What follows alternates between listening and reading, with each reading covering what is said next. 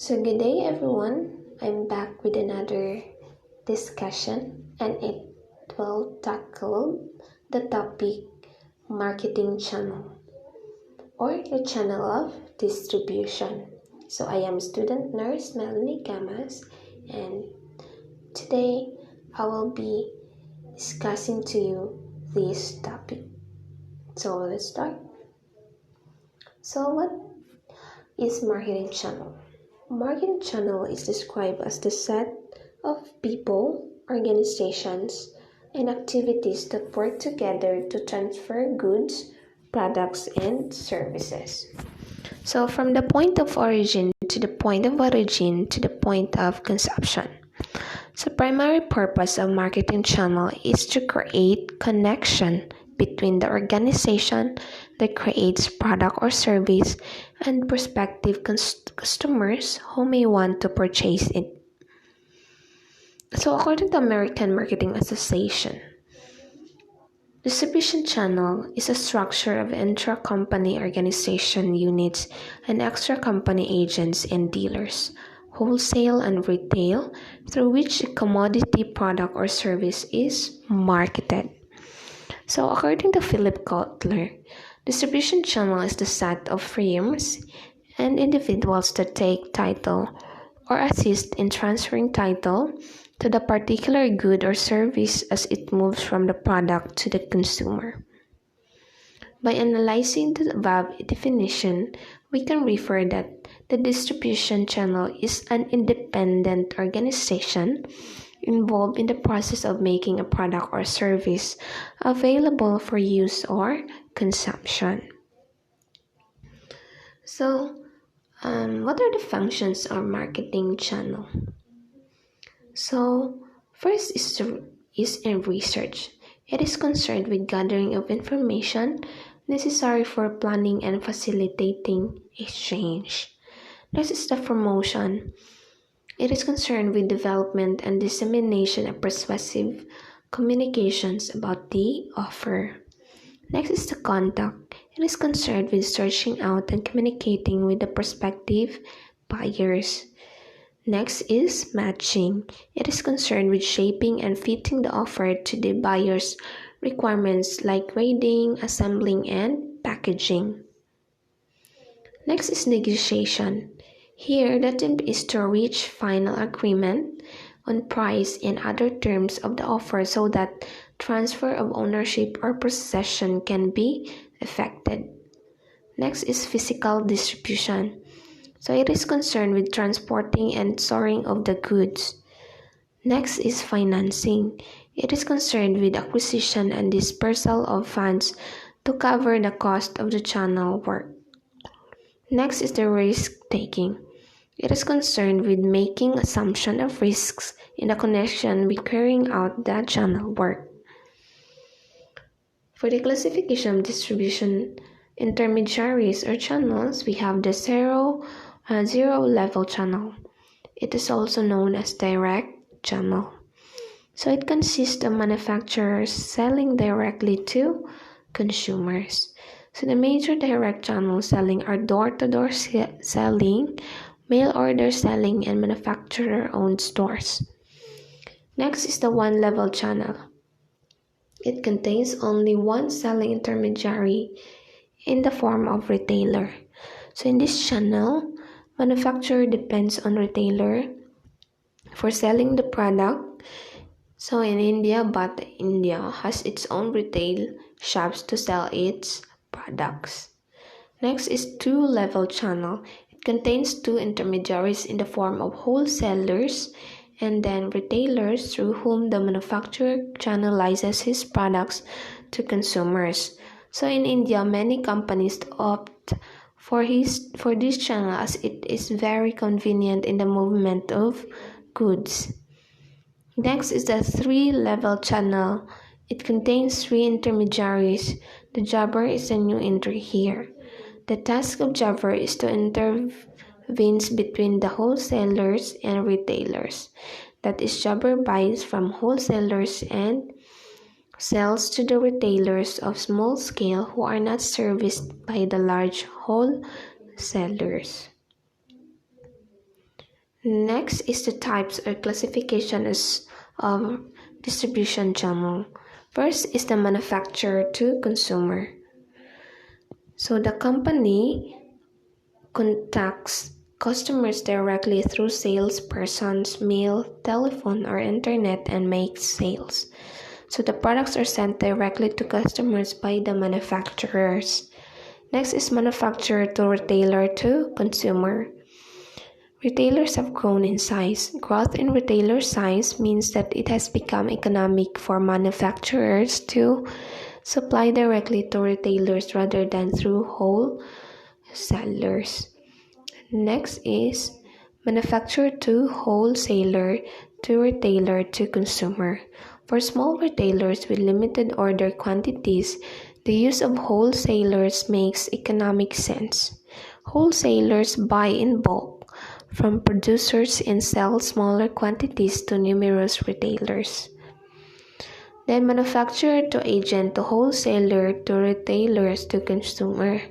So company uses this channel when it enters foreign markets, so it does not have enough sales to warrant the setting up of a sales and distribution infrastructure, and therefore it delegates the task of selling its product to an agent who does not take title to the goods. Next is the industrial channels. When we say industrial channels, are usually shorter than consumer channels. It includes the following, which is the manufacturer to industrial customer. So this is a common channel for expensive industrial products like heavy equipment and machines. There is need to be close relationship between the manufacturer and the customer.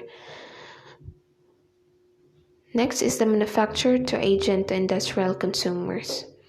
A company that sells industrial products can employ the services of an agent who may sell a range of products from several producers on commission basis.